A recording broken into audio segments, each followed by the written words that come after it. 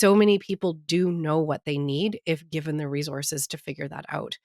And that's why I love the work you're doing and why I created the Modern Trauma Toolkit is to say, these are some solutions to consider. I put 40 different activities in the book so that people could design their personal solution strategy to healing both self and systems. Without hope, trauma intensifies. Think about that just for a moment, how it feels in your body, how it resonates with you. And I want you to just consider what that is like to have no possibilities, no resolution, no solutions, no hope. And I think it's safe to say that we've all been there at some point or another, whether it is something very big or even small. That feeling of not having the control can be very overwhelming. In fact, it's common for our beautiful brain to go to that place, to want to keep us safe, to go to the negative, and it's up to us to reel her back, right? If you've been with me for a while on the Holistically Speaking journey, you know that whether it is the podcast or the Brain Candy newsletter, social media, the Hug It Out Collective, wherever you're tuning in, however we're connected, you know that I'm all about sharing the sweetest ways to be kind to your mind and creating that space for conversations, connections, and solutions, hope, right? But I can't do it alone.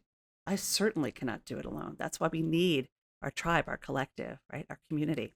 And part of that is having people like Dr. Christy Gibson joining me. She's part of that circle. She is not only a havening techniques practitioner, she is a family physician, a trauma therapist, and author of the Modern Trauma Toolkit, which we're going to talk about. But also, you've probably seen her as the TikTok trauma doc. Such a like works really well, right? Well, Christy, you offer such value. And when I read those words, because those were your words that you said, that it's now time to share what can be done to provide hope and solution focus, because without hope, trauma intensifies. It really hit me, and I think we're really past due. So having you here to share your story, how you're helping others, and really talk about the book, which we will do, is a gift. So thanks for being here. Well, thank you so much. What a beautiful intro. Thanks, Hilary. Listen, I have to say, first of all, it was so good to see you in person and have an opportunity to just give you a hug and spend some time with you during the Havening conference, which we just came back from in New York.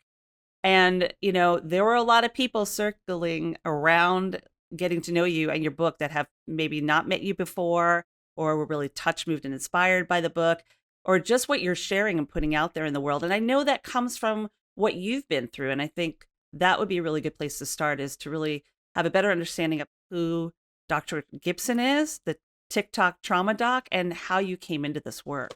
I think being the Dr. Gibson part was actually a Yeah. large part of the trauma that I didn't even know was sneaking up on me. So Hmm. many others, like Lissa Rankin, a dear friend, have spoken about the trauma that's inherent in the work of being a physician. And we're not really taught to acknowledge it sufficiently. So if I think about my origin story, while I really enjoyed being a hospital based doctor for 16 years, it took a lot out of me physically, emotionally, spiritually. And it wasn't until I was out of that job that I recognized just how traumatic it is to, like, not just be up all night for 30 hours ignoring the cues of hunger or, sleep that your body is screaming at you, but also the vicarious suffering, the fact that Hmm. somebody might die and then you have to go to the next room and somebody else is suffering in a different way. And we're not really taught how to process the very human feelings that we get when we're interacting with so much suffering. And that's one of the things that I needed to work on, and it's a work in progress around my own healing. But it wasn't until I was caught in the earthquakes in Nepal in 2015 that PTSD kind of came on my radar. I was experiencing not PTSD, which is the disorder when it's continuing for a prolonged time and it's unexpected. Um, this was post-traumatic symptoms that I was having related to shaking. So there was, if there was a garage in the building that I was in and the garage was moving up and down, I could feel that in every single cell of my body. I did see a psychiatrist in Singapore. Luckily, I had some insurance that was going to cover some medical visits. And I said to him, like, do I have PTSD? What's happening? I'm so hyper aware of everything around me. And he said, no, no, you're having a normal response to an abnormal situation. And over time, we'll see if this does linger beyond what's an expected amount of time. And fortunately for me, within the first 2 to 3 years, the symptoms really faded, and I had very few lingering symptoms, and the first time that I was exposed to havening techniques, I think I said this in the talk that I gave at our conference, Mhm. um, I processed the feeling of being in the earthquake and all of those vibratory senses that were stuck in my body and my nervous system, and my very first demo experience of havening, those disappeared. So I had a very embodied somatic experience of that, and the more techniques that I explored, the more that I was like, people need to know this, physicians need to know this, all therapists need to know this, but, like, humans, parents, Mhm. teachers, dentists, realtors, people who work with the public who might be facing their trauma in front of them, and so that's become, one of my new system level interventions that I'm really keen to work on. Yeah, and when you spoke at the conference, and it was really a gift to be on stage with you there. Like, I always love to surround myself with like minds, and we're learning from each other, right? We're almost like a master class to each other in different ways. And you sharing your story and hitting on that point that PTSD, like a lot of people that aren't in the area that we're Yeah, in or working in health and or medicine, they compound everything. And you mentioned that in your book, actually, about the DSM-5, that we're more than just a symptom. We're more than just a diagnosis. And yeah, sometimes, and I'm sure you hear this with patients and clients, people go right to, oh, I know I have this. Oh, I know I have that. And then you become that thing. And it's much more difficult to break that. Well, maybe not as difficult when you have amazing tools like havening techniques, right? But you become it's like you label yourself, right? According to this out of date DSM-5 that we're still following, and it has value, but in other ways, like, we're giving people the simplicity of there are so many ways that you can heal, and it begins within. Just be honest, be knowledgeable. yeah, so I wanted to explain what PTSD was so that Yeah. I could uncover that box and explain it in a way that Yeah. was really easy to understand. We mentioned before we started recording just the main goal for me with the Modern Trauma Toolkit was to create something that was really accessible. Hmm. Even though, I'm a doctor and I actually have a doctorate, so I'm doctor. My goal is to get knowledge into people's hands in Hmm. an easy way that's not going to stir up their nervous system too much. So I wanted to write a book that was both accessible from a health literacy perspective. You don't have to know big words, like psychoneuroimmunology, which is the study of exactly what havening techniques does and how it affects the mind body. I wanted to explain this at a grade 8 level of understanding and in a way that wasn't going to talk about the big things that might happen to you and really get your nervous system triggered. So Hmm. even though it might still activate some people, I think what differentiates the Modern Trauma Toolkit is it's a book that you can read comfortably and then go to sleep. That Mm. that was really my goal. Doesn't trigger you. Yeah, Yeah. for it to feel like you're getting a hug at the same time that you're Mm. getting information, which was different. Well, I'm gonna resonate with that. Yeah, totally, hug it out. That's right. Having the ability to hug it out with yourself, whatever that means to you, is really important. And if you're reading a pretty intense book at night, what do you think that's gonna do to your subconscious mind? You're gonna go into that place and constantly be thinking about it, and it cause restless sleep. So being able to have something that you said is like a hug before you go to bed, a soothing technique that you can do right before you go to bed. And Yeah. people do like to read. I think that's beautiful. What caused you to go this route? To say, I need a book. I need to write this.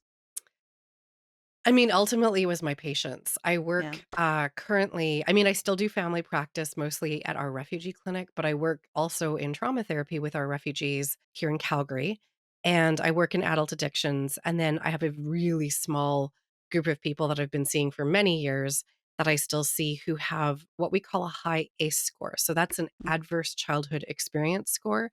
And it basically means they went through trauma in childhood and they need a really gentle guiding hand. And a lot of them don't have access financially to mental health care that would be good for processing trauma. They can access, some basic Mm. interventions for anxiety, but for trauma processing, that can get quite expensive. And in Canada, at least, it's not always covered. So my goal was to work in equity deserving communities because my entire career um, has been working in these um, communities that are often denied access, denied equity, Yeah. denied safety. And so that was really important to me that I was a resource. And one of the things that I noticed is a lot of patients would say, well, what book would you recommend? And I might come up with a few podcasts that I thought would be Mhm. like reasonably safe to listen to, but I really wanted a book that was diverse in terms of cultural awareness and Mm. addressing the systemic factors that a lot of my patients face in terms of classism and racism and ableism and even the medical trauma that, physicians like me can perpetuate. And I felt like if I wasn't addressing that and addressing the system level traumas that are imposed on people, then it's kind of like gaslighting and saying, oh, you are the only one having this problem. This is an individual thing. And, because I also study systems and social innovation, it was really important for me to write a book that my patients could feel safe reading and that potential was there. And that I was also looking at systemic causes and solutions of the trauma. So while I definitely focus on the individual, the systems was a part of it. So the Modern Trauma Toolkit kind of came about in this amazing way. Actually, I was asked to write a book by publishers who had been following me on TikTok, and they were listening to little tidbits from TikTok Trauma Doc, and they thought, "Well, wow, wouldn't this be amazing in a book?" And I thought, "Yeah, I have this book in my brain already." And I sat down and wrote the outline that's still stuck in the final version of the book in an afternoon. Like I had this book in my head. And once I fleshed out the proposal, I mean, there was a bidding war for the book. Lots of people were really interested in this particular view of toxic stress and this particular way of writing about it. So Yeah. it was so exciting. That is exciting. And, it's just sometimes having somebody else look at you and go, "This is valuable." Right? So Yeah. I'm in the process of writing a book myself and submitting the proposals and hearing some really great feedback because I think there is room for all of us to share in with integrity, with authenticity, Oh, for sure. with with knowledgeable factual information.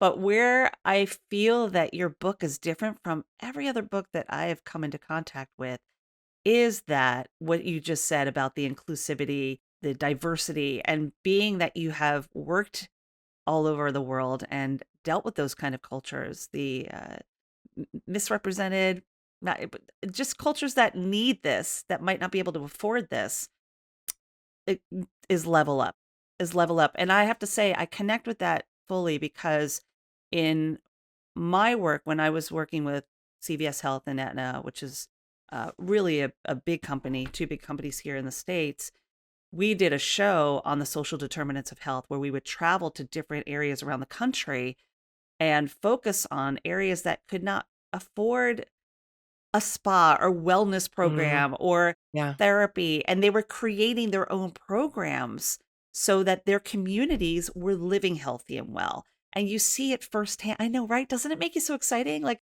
Yeah. walking into food pantries and seeing a community getting together and doing a wellness project. And I'm like, I was just giddy seeing this. It wasn't something I would normally see in my everyday. I don't live in that world, right? So something like this would be so beneficial, the Modern Trauma Toolkit, for anybody that was just interested. And maybe it's not the person that lives in that community, but somebody who's supporting them, like, I'm going to bring this to that community. This could be really helpful for them, and it excites you to know that there are possibilities and solutions. So I appreciate you putting out something like that and taking that into account so somebody doesn't feel less than when they're presented with an issue, a problem, a trauma.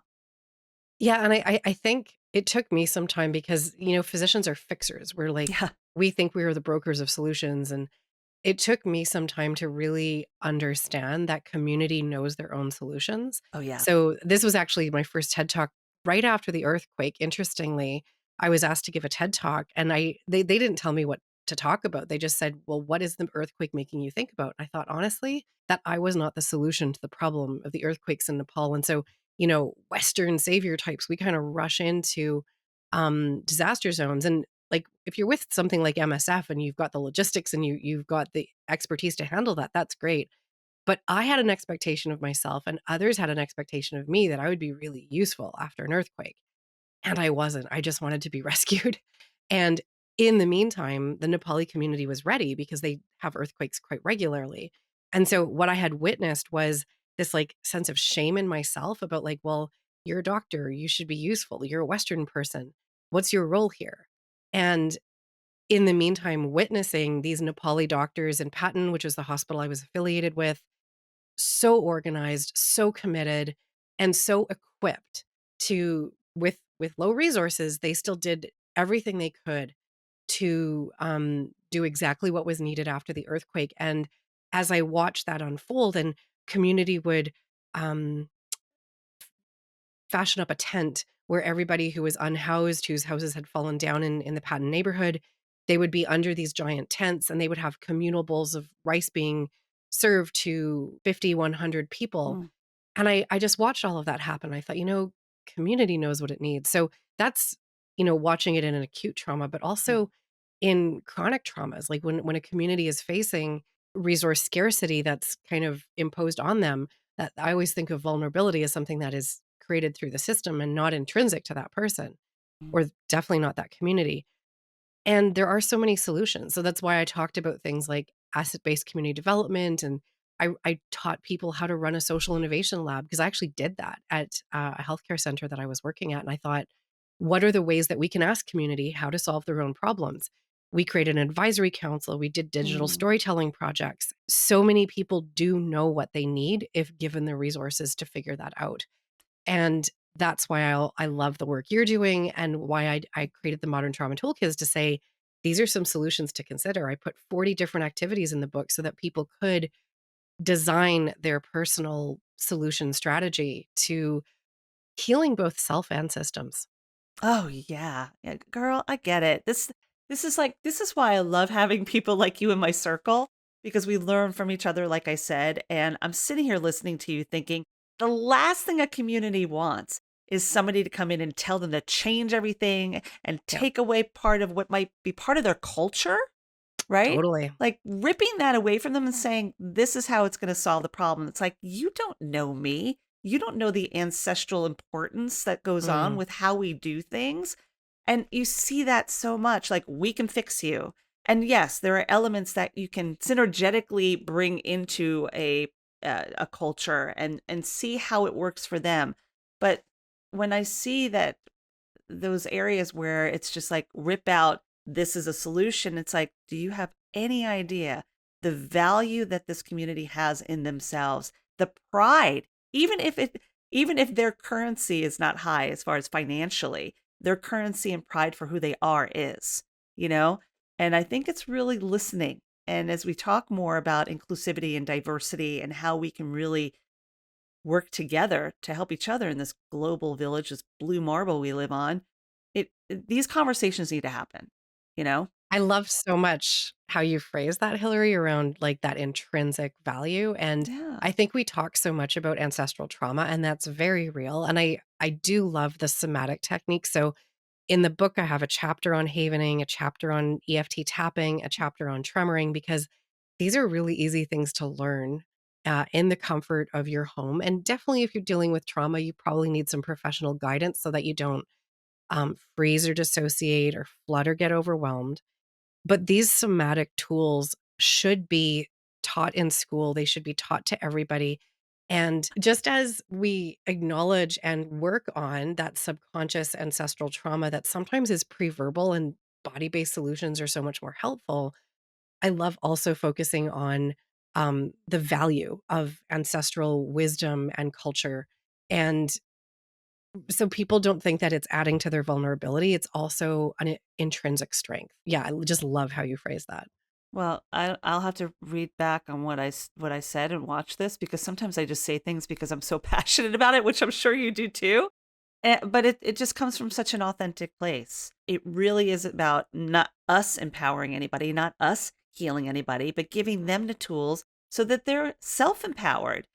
We don't want to own that. And I say Yeah. this a lot, and I'm sure you do too. It's like the best thing that I could ever have from a client is them saying, "I don't think I need you anymore."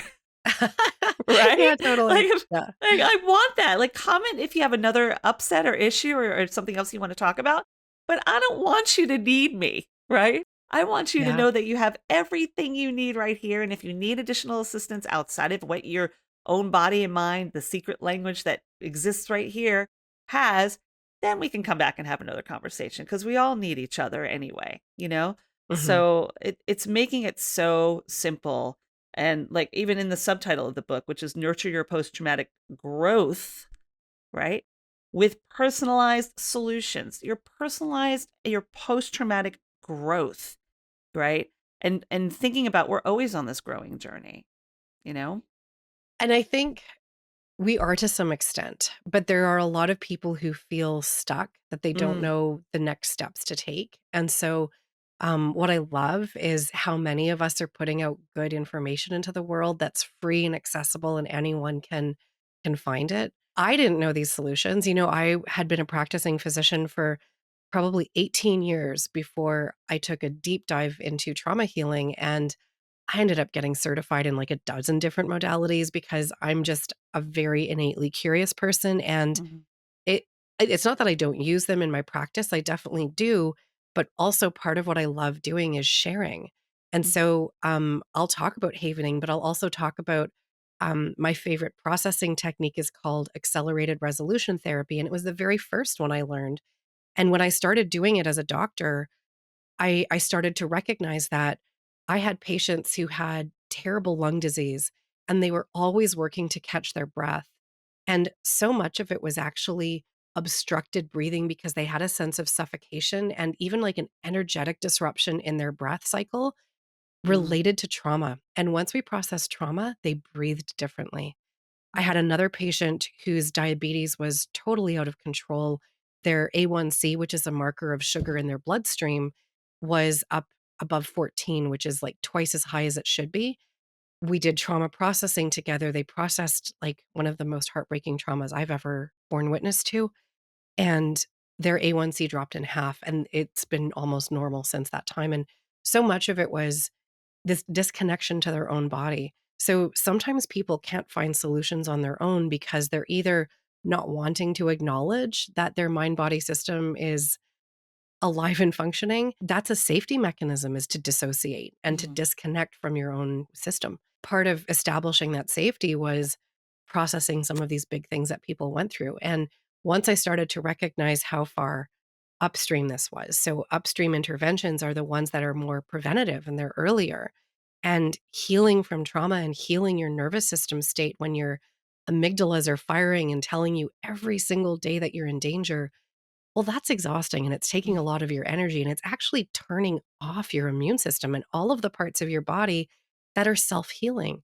So we help your Amy's, your amygdalas, and say like, "Hey, I don't think you're in danger anymore." Or could you just learn the moments when you can be in a safe and connected nervous system state?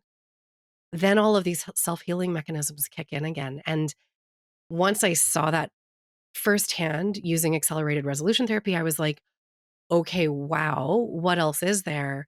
And as a physician, this is one of the most important things I could be doing. So, I mean, it was really exciting for me to witness that within my family practice. I just remember my first couple of years exploring this back in like 2017, 18, mm. and the transformations I was seeing and thinking, there's nothing more important than this.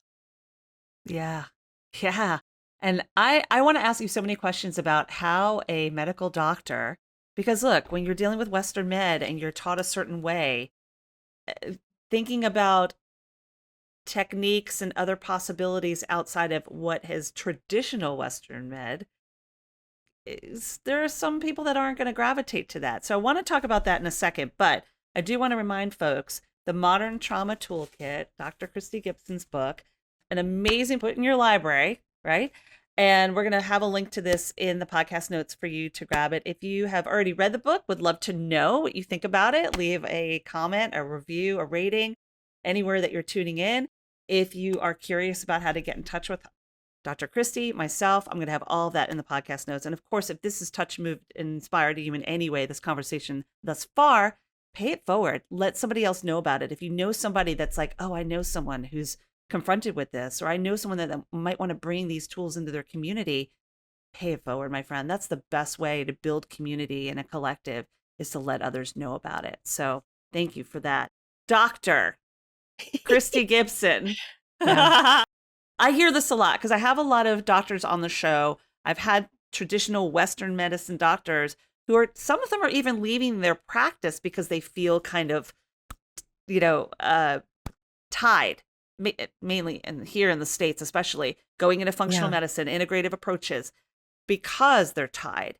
What made you say, aha, no, I gotta look into this? Well, and I think in Canada, we have a little bit more leeway because we Yeah. don't have, like, a health insurance company dictating how we manage our patients, so we do have a little bit more freedom to explore and be flexible.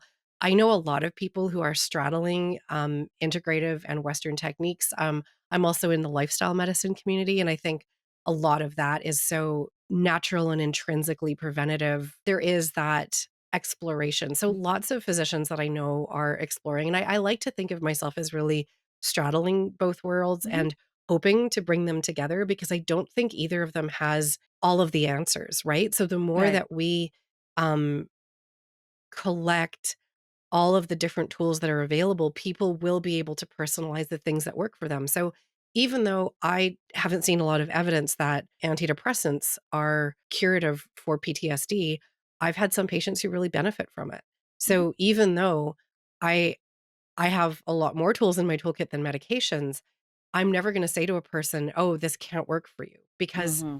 that's not everyone's experience. So I love how, because we're recognizing in medicine that trauma, there is no single pill that's going to miraculously heal trauma, although psychedelics do hold a lot of promise. We need this in an integrated way. I mean, a psychedelic medication, in my perspective, is not going to work if you just take it and you're in a room by yourself. Mm-hmm. Trauma, especially relational trauma, heals in relationships. And so the set and the setting and a therapeutic relationship surrounding the use of psychedelics is the factor.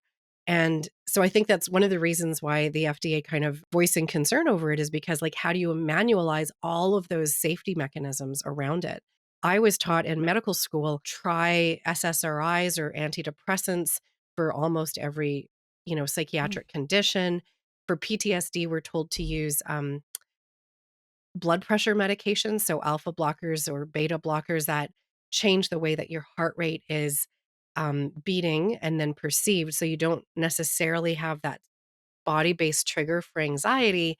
And that could help with nightmares. It would help you potentially have a calm body as you're falling asleep and less likely to cue up those intrusive symptoms.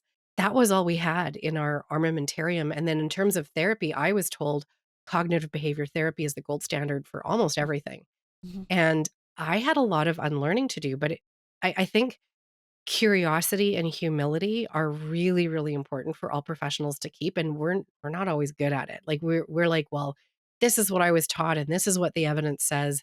And I write a disclaimer really early in the chapter on havening, and I actually felt a bit bad because Dr. Ron Rudin was sitting on the chair next to me reading through my chapter because I'd gifted him a copy, and I was like, "Oh, how's he gonna feel?" Because I said right in the first few paragraphs, it doesn't have the level of randomized clinical trials or randomized control trial that I'm used to seeing as a medical doctor, Mm-hmm. and yet it's one of the most effective treatments that I've been exposed to. So I wanted to put that out there and say, even though I am a scientist, I've got a doctor behind my name, I'm also going to listen to my patients and see what's working and try to understand the neurophysiology. And that's what I love about what the Rudins did, is they really researched what are the parts of the inner brain mechanisms that are being um, activated through the havening techniques and what is the physiological basis about why these work. And I've started to research that around eye movement techniques like accelerated resolution therapy and brain spotting, deep brain reorienting. There's a lot of different therapies where there's actually research into what's happening in your brainstem. And so part of why I love being a doctor who's using these body-based somatic integrative, psychosensory, all of these new techniques is I love exploring why they might be working. And we're Mhm. coming up with some, not just theories, but even Ruth Lanius's lab in Ontario. She's a psychiatrist who does a lot of basic science research, and she's using functional MRI imaging to show how different kinds of techniques are working in the treatment of trauma. So we're actually starting to see the scientific evidence of something that we clinically knew was working. This is such an exciting time. So exciting. And while you're talking about being there next to Dr. Ron and having him read that, it made me think like, what if someone picks up this book or somebody does havening and tries it for the first time and they're willing to fund a study because they want to Mm, know more and they've seen it. Like just getting it out there is the possibility that more can be done. And we know from seeing it with patients, from clients, from self. I use it myself. I know you do. yeah. That this is such a nurturing, loving, effective technique and it's so simple. Much like many of the others in the book as well. But for something like this where I know and I said this during my presentation, you get the question you get a lot is what's havening, right? But fine, ask that question because I'd love to tell you what it is. Oh, Or yeah, I'd love to totally. share it with you. Or I'd love to Yeah. show you how it works. I mean, I was in I was in a car dealership yesterday having a one-to-one with one of my fellow business networking people. And of course, I'm learning about his business, he's learning about mine. And he's like, "What is it?" I was like, "How long you got?" I'm like, "Leave the door open. Don't worry what's going on around you. I can show you what this is in 5 minutes and let's see how you feel." It's that easy, right? So just being able to put it out there and the inquisitive curiosity of others who might be able to help put a modality like this next level is just keep talking about it, which brings me to TikTok trauma doc. Okay, like that's a whole level up. And I know this is something that you started doing this during the pandemic, obviously, right? Because we're all bored.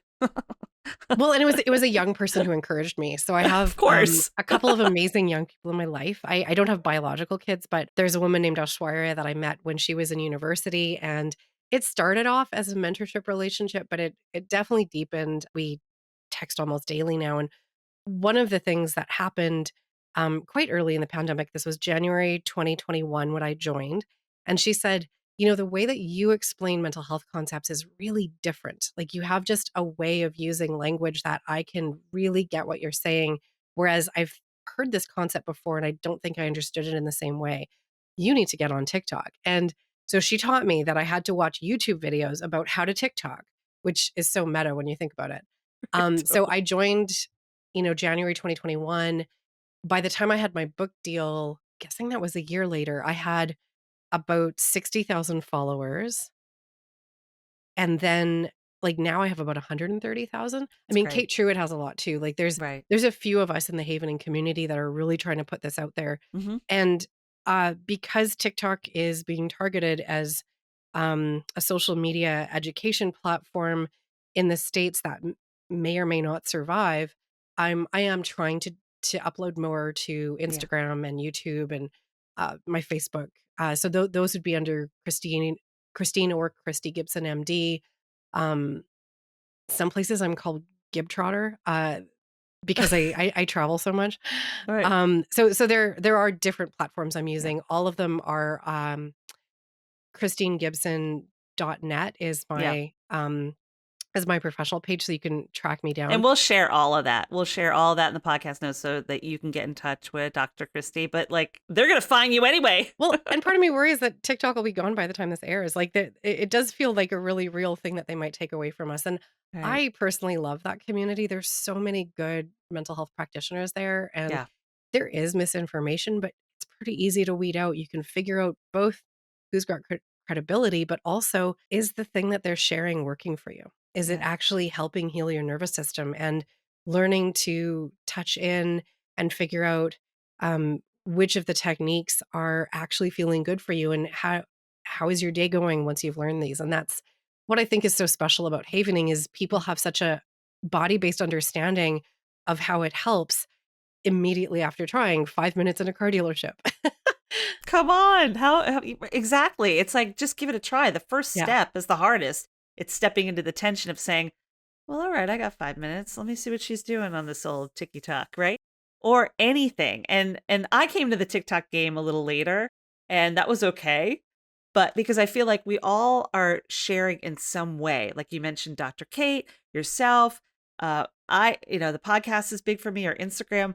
And it's really finding what works for you so that we're kind of infiltrating yeah, every possibility, you know? And then we'll, like, if things move around and things do go away, and we've seen that happen with other social media sites, we'll yeah, find our way and people will find us, you know? It's yeah, just keep totally. being authentic and putting out the content. But my big question is, how does someone who has not done that, you're watching all these videos on YouTube, like you said, I mean, how much time did you invest in that? Yeah, I mean, there was definitely a time investment to trying to figure out what does the algorithm like, and I mean, Yeah. I had to watch a lot of TikToks to see, well, what are the trending sounds and the trending themes, and, so I definitely did some of that, like, my first videos that blew up were on trending sounds that I was doing something kind of interesting based on that, Yeah. so, one of the early ones was, kind of my journey through medicine and then learning how to be a trauma therapist, and I did that to a music, and then my first video that really blew up was related to havening. It Mhm. was,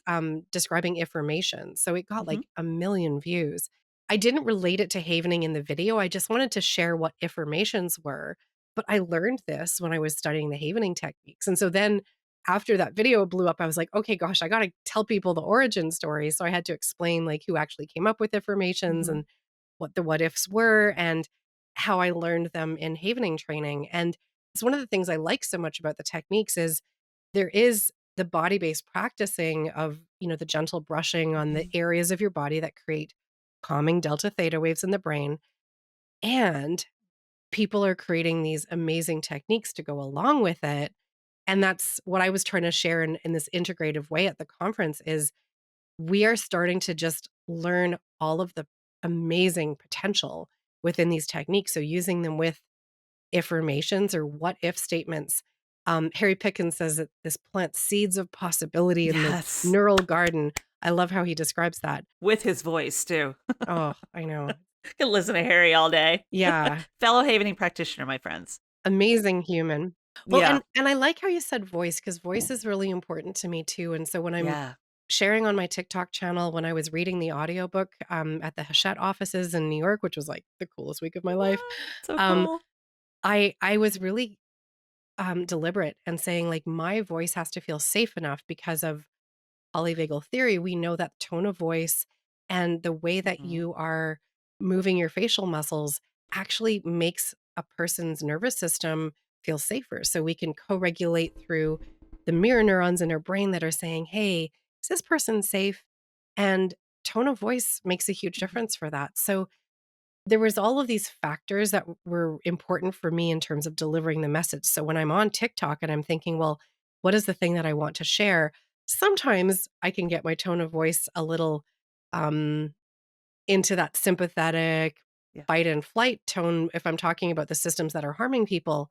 But when I'm giving those healing skills, I want people to really have an understanding right away. Oh, wow, my nervous system feels different. That's so exciting to be able to Uh, share. Totally. And I had that moment thinking, oh, she was at the publisher's office recording the book, soothing yourself because of the that whole vagus nerve, and like that's why we do the om, that's why we sing, different ways that you can create that safety in your own body while you're sharing it with others. So it's like paying it forward in your own way while you're reading your own book. I mean, that must have been fascinating. And I mean, it's not just reading the book because that was like, even though it was an amazing week, it was just a week, but I find, I don't feel as stressed at the end of my day. So a lot of my physician friends will say like, "How can you listen to trauma stories all day?" And like, I don't tend to encourage people, giving me too many details about their Right. trauma that can strengthen the pathway towards those memories. But for me to do something like havening or tapping along with my patients Yep. all day, like I'm doing this, 80% of the day I'm using one of those techniques during a Mhm. session. I feel so different. I feel so regulated and calm at the end of the day. So I feel like I'm processing a lot of my own nervous system dysregulation from being present to suffering. That's not a skill that I learned as a physician, and Yeah. all of us need it. So I'm Absolutely. trying so hard to get this book into health professionals' Mhm. hands to say, like, you're dealing with suffering all day. How are you managing that? Yeah. Like, be gentle with yourself and learn something that will help your nervous system too, and then share it with all of your patients. Absolutely. I said that last year at the conference because, coming from the background as a journalist, the forgotten Yeah. first responders were like the first ones on scene, first Oh, ones to hear yeah. the story. We're taking in all that information, just like if it's a patient or a client. And you don't want to take that home with you. And then you're thinking you're just burned out or overwhelmed. And it's like so much deeper. It's that secondary traumatic stress, right? The Yeah. vicarious trauma. So understanding, okay, I've got a lot that's coming at me. I can self-regulate while I'm listening to this person. It actually allows them to mirror back and feel more comfortable knowing that you're not just sitting across for someone in a Freudian way on a Mm. couch being like, "Tell me your feelings." You know? You're part of the process with them. Like, "Hey, I'm Yeah. human too. I got feelings. I got a nervous system that's out of whack every once in a while. I Yeah. hear you." Right? And they just want to be heard. We want to be heard. So, on that note, love everything we're sharing. We're going to put it all in the podcast notes. Again, the Modern Trauma Toolkit. You're going to find it because I'm going to share it with you. Also, Dr. Christy on TikTok. So much that you can do to find Christy and bring her into your toolkit as well with what she's sharing. So we'll share all that. But I want to have a little fun with you before we go because this is where, if you ever listened to my podcast, you know this is coming. If you haven't, you're in for a treat. So I play a game called Rapid Fire where I have written down words that you've said and I throw them out at you, and I want you to come back with the first word that comes to mind. No problem. Let's do Okay. it. Oh, I know. You're like ready for this. Okay. Here we go. Relationships, People. safety, Calm. toolkit. I know it's 2 words. Exciting. Growth, Potential. earthquake. I wanna say shook me. Well, that's okay. Vicarious, Healing. trauma, Opportunity. TikTok. Fun. Are you having fun on it? I do, yeah, absolutely. Look, I found you on there and I didn't even know you were a Haiti practitioner back when you first did it. Cause we don't know Ah, everybody. Even though we're a yeah. small group, there's only like 1,000 of us. At that time, there probably were 700. But even at that point, I'm like, how does this lady know all about havening? And then I was like, oh, that makes sense. And I love that. I was like, you just kind of like hi-fi in the screen, you know? So thank you for everything you're putting out there and just everything you're doing and creating this beautiful book and everything that you are doing to help people on their healing journey. I imagine we'll probably have some opportunities to connect and collaborate in the future because I so align with everything you're doing and it would be a gift to do that in the future. But I want to ask you if there's anything you want to leave with those who are tuning in. Just the way that you started the session. Let's finish with hope. A Mm, lot of people feel like, this is who I am, kind of what you said earlier, is this, I am defined by the trauma that I've been through. That is not necessarily your story. You can always change your story, and I think there are so many pathways towards that possibility for folks, and I just encourage them to explore the paths that are feeling right for them, because the path can lead to tremendous amounts of healing, and I believe that's possible for all people. yes. And that was one word I never put in the rapid fire. What do you feel when you hear the word hope? Mm, yeah, magic. Um, I Yeah. I feel like some of the things that I've been able to study, and I feel so grateful to know it after finishing a session with somebody that I can see the neuroplasticity happening in real time and their brain is rewiring. It feels magical, and I've had patients use that word, and it's just the most wonderful experience. And you're right, it's watching them heal themselves. It's Yeah. magic. It's like a silent hi-fi. Like You're part of the process, but you're just happy somebody else is joyfully present and able to just live their lives well, optimally, or has a new tool to do so. It's a good feeling. It is It's a good day for a good day when that happens. Yeah. Thank you, Christy. It was a pleasure. Thank you for being here. Oh, thank you so much. That was an amazing conversation, Hilary. It's so great to spend more time with you. If this conversation aligned with you in any way, I want you to do us a solid over here at Holistically Speaking. Pay it forward, share it with others who might find value too. And just by leaving a rating and review wherever you tune in, it gives others a chance to find this podcast and conversations like this. The Modern Trauma Toolkit. My friend, this book is a must. And I put a link in the podcast notes so that you can grab a copy, start trying out some of these amazing approaches, see what Dr. Christy Gibson has to say. You can also find links to connect with her on whatever social media platform you choose. And you heard us talk about havening. I talk about it a lot, but it was wonderful to talk about it with Christy and how you can be a part of the journey to put active emotional well-being in your own hands. If you're interested, there is a link and you can hug it out with me and see if havening aligns with you.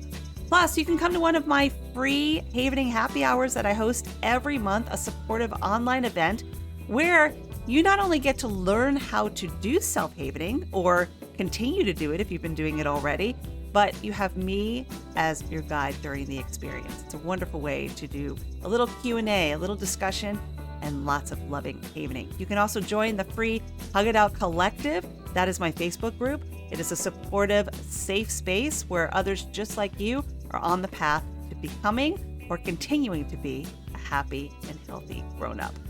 Holistically Speaking is edited by Two Market Media with music by Litbone Redding and supported and listened to by you. So thank you.